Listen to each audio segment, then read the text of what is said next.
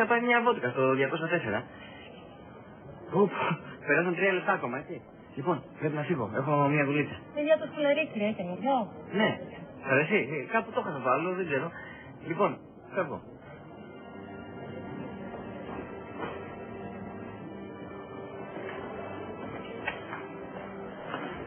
Όλα είναι έτοιμα. Μην ανησυχείς για τίποτα. Θα φροντίσω όλα ορέστες προσωπικά. Δεν μπορώ να το πιστέψω. Το ξέρω, Θάλια μου. Το ξέρω. Ποιος θα καλύψει τώρα το κενό του? Την αγάπη του, την τρυφερότητά του, τη στοργή του. Έφυγε και με άφησε μόνη μου. Ολομόναχη. Δεν είσαι μόνη σου. Έχεις όλους εμάς. Εντάξει, το ξέρω, δεν είναι το ίδιο. Κανείς δεν θα με αγαπήσει όπως εκείνος. Μου είχε πει Έλλη διάφορα περιστατικά από την παιδική σας ηλικία. Και πως ο Λάζαρος ήταν ο πιο στοχικός πατέρας. Όχι μόνο από παιδική μου ηλικία. Και μετά. Πάντα μου έδειχνε, πάντα μου έδινε. Ό,τι είναι σε εκείνον το χρωστάω. Και να φανταστείς ότι δεν ήταν ο πραγματικός μου πατέρας. Ήταν μεγάλη καρδιά. Ένα στήριγμα και για σένα και για την μητέρα σου. Εκείνη και αν την αγαπούσε. Όταν παντρεύτηκαν, δεν ήμουν 4 χρονών. Αλλά θυμάμαι ότι ήταν το πιο ερωτευμένο ζευγάρι. Και εμένα με υιοθέτησε αμέσως. Στάθηκε καλύτερα ο πραγματικός μου πατέρας. Μου είχε πει η Έλλη ότι ο Λάζαρος με τη μητέρα σου ήταν πολύ ταιριαστό ζευγάρι. Δεν θα πει τίποτα. Ήταν πλασμένοι ένας για τον άλλο. Αλλά και αυτός ο έρωτας άτυχος ήταν. Την έχασε πολύ σύντομα. Και τους τύχησε αυτό. Πάρα πολύ. 6 μήνες από τη ζωή του. Σου ξέφυγα, αγαπητή μου. Δεν τα κατάφερες με την πρώτη. Κακό σκυλί ψόχο δεν έχει. Αυτό δεν σκέφτεσαι από μέσα σου? Μη μου απαντάς, δεν πειράζει. Οι παρκαδόροι το ξέρουν ότι η σφαίρα προοριζόταν για μένα. Αυτό που αναρωτιέμαι είναι, η κόρη σου το ξέρει? Ο γαμπρός σου το ξέρει? Ο εραστής σου, Αγγέλα, αυτός το ξέρει?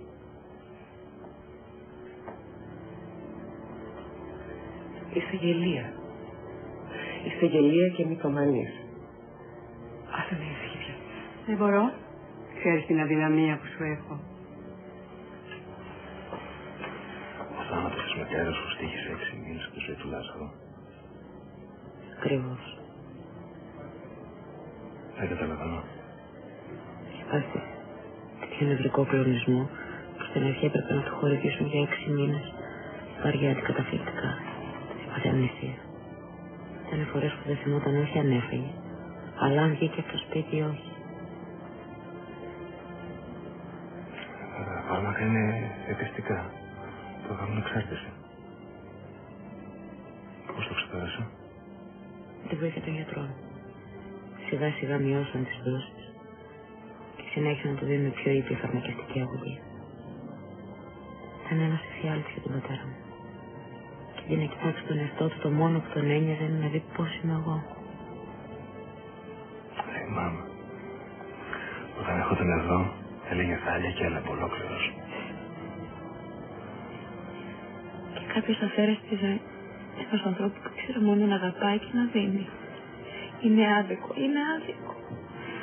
Θα τον βρούμε, Θάλια. Θα τον βρούμε, να είσαι σίγουρη. Θα τον βρω. Θα τον βρω. Δεν θα έχει σημασία να τον βρω και να τον καταστρέψω. Και αν χρειαστεί θα καταστρέφω κι εγώ. Ορίστε. Έτοιμος. Για όλα τα ματάκια σου. Παπά, θα αργήσουμε. Αρχίζει σε λίγο, κυρία, πάμε. Μην αλλάζει θέμα. Τι σημαίνει? Τίποτα. Να με γελάσει μόνο. Άμα σου λέω τίποτα. Άμα μου λες τίποτα, εγώ δεν σε πιστεύω. Λοιπόν, σε ακούω. Φοβάμαι. Για τον Πέτρο και τη σχέση μας. Τον τελευταίο καιρό δεν πάει καλά. Είναι όλο νεύρα, τσακωνόμαστε με το παραμικρό. Μαριλίν, ο Πέτρος περνάει δύσκολες στιγμές. Δέχεται πιέσεις. Από τη δουλειά του, από τη μητέρα σου. Μην ανησυχείς. Μακάρι να είναι πως το λες, γιατί αλλιώς δεν μας λίγο καλά. Ο Πέτρος αγαπάει. Δεν θέλω να στεναχωριέσαι. Λοιπόν, θα μάθει μας τώρα. Περιμένει η μητέρα σου και πες να ακούει. Να σου πω, την ώρα του φόνου η μαμά που ήταν. Στις τουαλέτες. Ζαλίστηκε και πήγε να ρίξει λίγο νερό στο πρόσωπό της. Γιατί ρωτάς? Τίποτα. Απλά τώρα σκέφτηκα ότι την ώρα του φόνου έλειπε και ο Πέτρος. Μωρέ, θα αργήσουμε την κηδεία. Δεν πειράζει. Ας είμαστε εμείς έτοιμες και ας έρθουν και μεθαύριο. Να σου πω, την είδες την καινούργια ρεσεψιονίστ? Την μαμά, την αγωνιστικά του Ρίγα. Γιατί υπάρχει κι άλλη καινούργια. Ωραία κοπέλα. Και φαίνεται και πολύ έξυπνη. Έξυπνη. Απ' τη μύτη το σέρνει το Ρίγα. Ναι, είναι τρελαμένος μαζί της. Καλέ, τι τρελαμένος, θα το χάνω την κοιτάζει. Άσε που καμαρώνει όποτε μιλάει για πύλες και είναι... Τι σε νοιάζει εσένα, Τάνια μου? Εσύ θα παντρευτείς τον εφοπλιστή που ονειρεύεσαι, όχι έναν σωρό ρεσεψιονίστα. Δεν μου λες, θα με παίρνεις στο σπίτι σου που και πού? Μωρέ, ας βρω αυτόν που θέλω και θα σε πάρω οικότροφο. Αν και εδώ που τα λένε δεν το πολύ βλέπω. Γιατί με την καντεμιά που με δέρνει εμένα παιδάκι μου, το πολύ πολύ να παντρευτώ κανέναν βιομήχανο και να τον απατάω με κανέναν ταλικέρι. Αυτό είναι να παντρευτώ έναν μπρατσωμένο ταλικέρι και να τον απατάω με ένα βιομήχανο.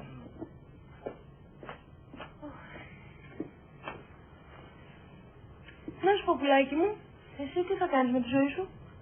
Ή μήπως το κρατάς κρυφό μπας και σου κλέψουμε την ιδέα? Άσε με εμένα. Εγώ έχω να τελειώσω τις σπουδές μου πρώτα και μετά βλέπουμε. Κατάλαβα. Γεροντοκόρη.